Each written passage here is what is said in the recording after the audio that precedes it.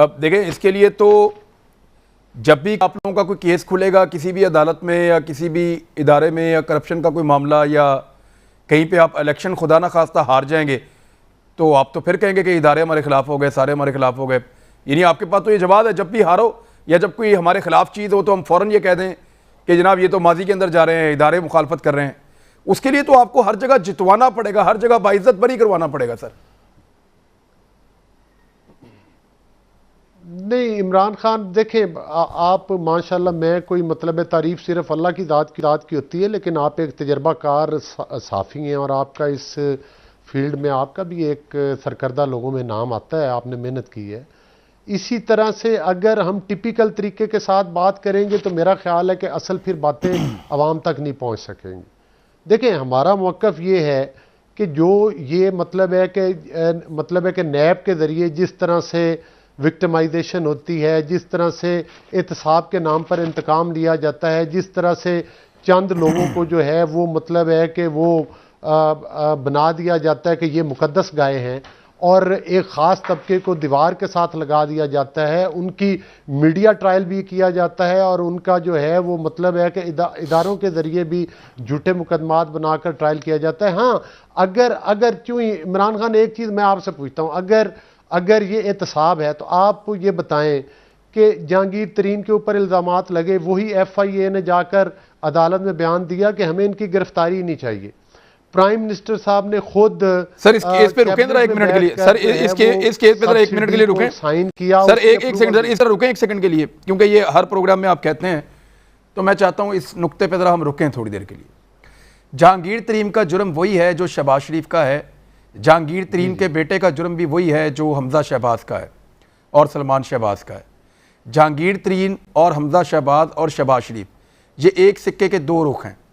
ये चीनी स्कैंडल में अगर जहांगीर तरीन बेगुनाह है तो शहबाज शरीफ बेगुनाह है, क्योंकि इनके फ्रंटमैन भी एक जैसे हैं, इनके कैश बॉयज़ भी एक जैसे हैं, इनका सट्टा माफिया के साथ पूरा लिंक भी एक जैसा है।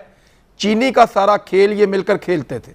अगर तो बेगुनाह हैं तो ये सारे बेगुनाह हैं, अगर तो गुनाहगार हैं तो ये सारे गुनाहगार हैं। अब अगर इस केस में शहबाज शरीफ को गिरफ्तार नहीं किया गया, इस केस में हमजा शहबाज और सलमान शहबाज को गिरफ्तार नहीं किया गया, तो कैसे हो सकता है कि इसी केस में जहांगीर तरीन को और उसके बेटे को गिरफ्तार कर लिया जाए? जिन केसों में शहबाज शरीफ और उनके बेटे गिरफ्तार हुए वो केसेस चीनी से मुताल्लिक नहीं है, वो केसेस वो वाले हैं जो पुराने करप्शन के केसेस हैं, वो केसेस TT स्कैंडल वाले हैं, वो केसेस जाली अकाउंट्स वाले हैं, उनके अंदर उनकी गिरफ्तारियां हुई थी और दीगर केसेस भी हैं जो हुकूमत में रह के उन्होंने काम किए। ये जो जहांगीर तरीन जिस दिन गिरफ्तार होगा उस दिन पहला मुतालबा बतौर सहाफ़ी मेरा यह होना चाहिए कि यही केस तो शहबाज शरीफ पे है, उसको भी गिरफ्तार करो।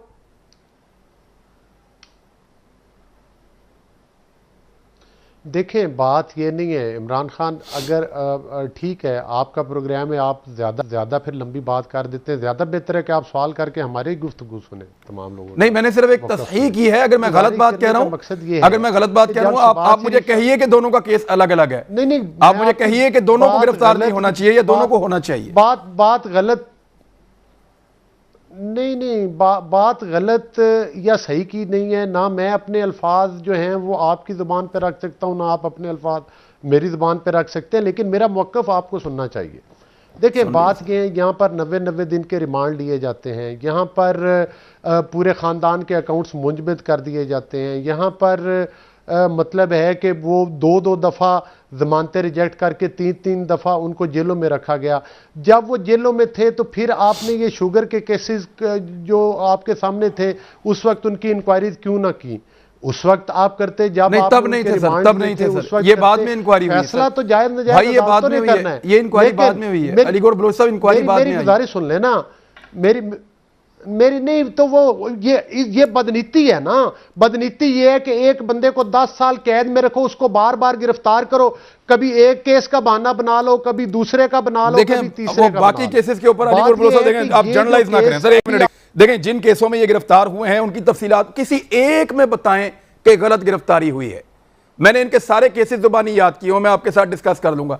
हाँ, ये मैं आपकी बात मानता हूं कि पीटीआई में कुछ ऐसे, एक मिनट, पीटीआई में कुछ बंदे गिरफ्तार होने चाहिए थे, नहीं हुए, ज्यादती हुई है।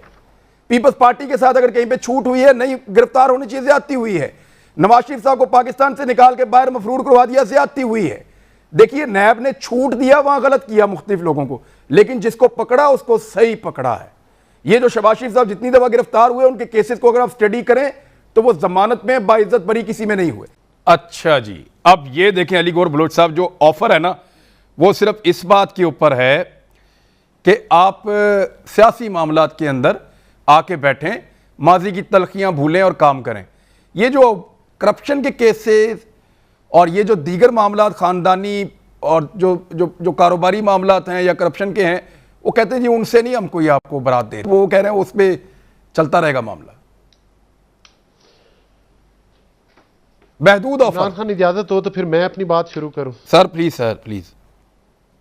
जी देखिए, गुजारिश ये है, जी गुजारिश ये है, मुझे ये बताएं कि prime minister Imran Khan cabinet में बैठकर सब्सिडी की अप्रूवल दे और चीफ मिनिस्टर पंजाब जो है वो उस सब्सिडी को जारी करे जिसका हम कहते हैं कि वो तरीन साहब जिसके बेनिफिशरी थे और वो पूरे सिस्टम के पाकिस्तान की आवाम के करोड़ों अरबों रुपए इमरान खान न्याजी साहब प्राइम मिनिस्टर की जेब और एटीएम की जेबों में चले जाएं और कोई पाकिस्तान का नैब और कोई इदारा जो है ना उनके 90 दिन के रिमांड ले, ना उनके अकाउंट्स मुंजमद करे, ना उनके इशराफिया। इमरान न्याजी साहब तो इशराफिया की बात करते थे, उनका शुमार इशराफिया में नहीं होता।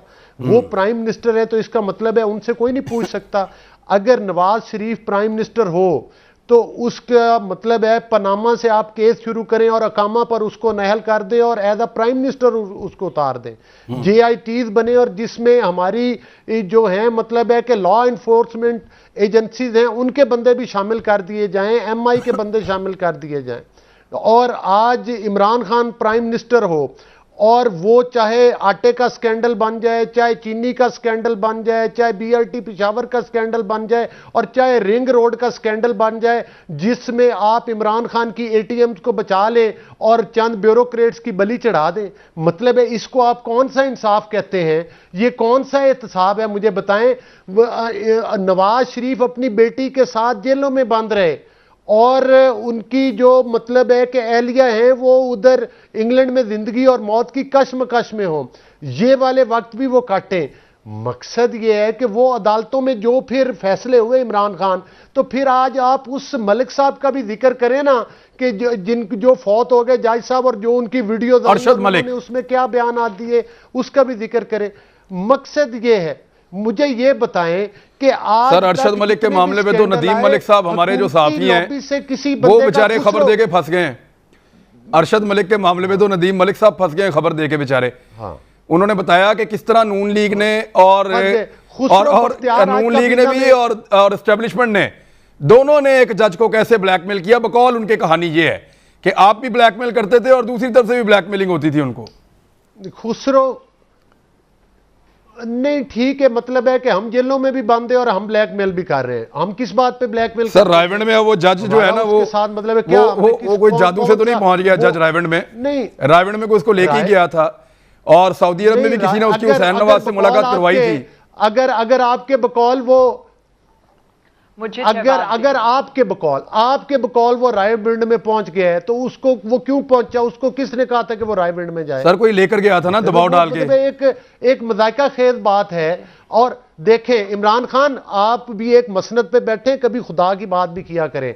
आप उस चीज का जिक्र करें ना जो वीडियो पुरानी उसको दिखा के किन लोगों ने ब्लैकमेल किया और किन लोगों ने फैसला करवाया को हक और सच की भी बात। चले एक काम कर देते हैं, अली साहब एक मिनट, अली गौर बलोच साहब इंसाफ का तकादा ये है। एक मिनट रुक जाए। अली गौर बलोच साहब, आपको लगता है कि वो जज दबाव में था और उसने दोनों फैसले गलत दिए? जिसमें नवाज शरीफ को बाइज्जत बरी किया वो भी फैसला गलत था और जिसमें नवाज शरीफ को गुनाहगार किया वो भी फैसला गलत था। अगर तो आपको यह लगता है तो क्या आप ये अपील करते हैं कि वो दोनों मुकदमात नए सिरे से पूरे एविडेंसेस के साथ फिर अदालत में लगाए जाएं और सुने जाएं? क्या आप ये मुतालबा करते हैं? इससे तो आप लोग भाग जाते हैं हमेशा। अगर तो नवाज शरीफ के साथ एक जज ज्यादती करके गया है तो एक दूसरा जज बुला लें। नेचुरल बात है जिसमें रीट्रायल करवा लें। मैं जवाब दे दूं? देखें जी आलिया साहब आप जवाब दे दें। सबसे पहले हमारा तो मौकफ ये है, हम देखें हमारा तो मौकफ ये है कि जो फैसले जिस जज के, मिसाल के तो उस जज को तो आपने निकाल दिया जब वो वीडियो वाला केस है, उसको बर्खास्त कर दिया नौकरी से और उसके फैसले मौजूद है। मतलब नहीं सर, उसके एक फैसले में आप नहीं, ये फैसले मौजूद है। एक मिनट अली गौर बलोच साहब, ये फैसले खत्म कर दिए जाए, ये फैसले खत्म कर दिए जाए, ये था, ये फैसले खत्म कर दिए जाए, इंसाफ का बिल्कुल ठीक, ये फैसले खत्म कर दिए जाए, ठीक है ठीक है, ये फैसले वो फैसले आप अपील कर दें सर। आपने आज तक अपील नहीं की, सुन लेना, आपने आज तक अपील नहीं की कि नवाज शरीफ का ट्रायल दोबारा किया जाए। सुने जी, वो फैसले हमारा डे 1 से मौका है कि वो फैसले फौरन खत्म किए जाए, सजा मुअत्तल की जाए, दोबारा ट्रायल में आ जाए। नहीं नहीं, ट्रायल का तो आप सर तस्करा भी नहीं करते, आप कहते हैं कि वो सारा गलत हो गया। रीट्रायल की तो आप बात ही नहीं करते सर, आपने कभी आज तक नहीं कहा। आप हमेशा ये कहते हैं कि वो फैसले खत्म, जज खत्म और सब झूठ। हालांकि उसमें एक फैसला ऐसा है जिसमें उस जज ने आपको बरी किया है, वो जो बरी किया है उसकी आप बात नहीं करते। जितने सजा हुई है आप कहते हैं वो सजा खत्म कर दे। होना ये चाहिए कि अगर वो जज मुतनाज़ है तो फैसले खत्म, रीट्रायल किया जाए कल से दोबारा।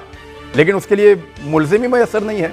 वो तो मियाँ साहब तो बरतानिया में है और आपकी पार्टी के लोग कहते हैं कि जब तक उनको श्योरिटी नहीं मिलेगी इंसाफ की, वापस भी नहीं आएंगे। ब्रेक, वापस आ रहे हैं, बात करते हैं।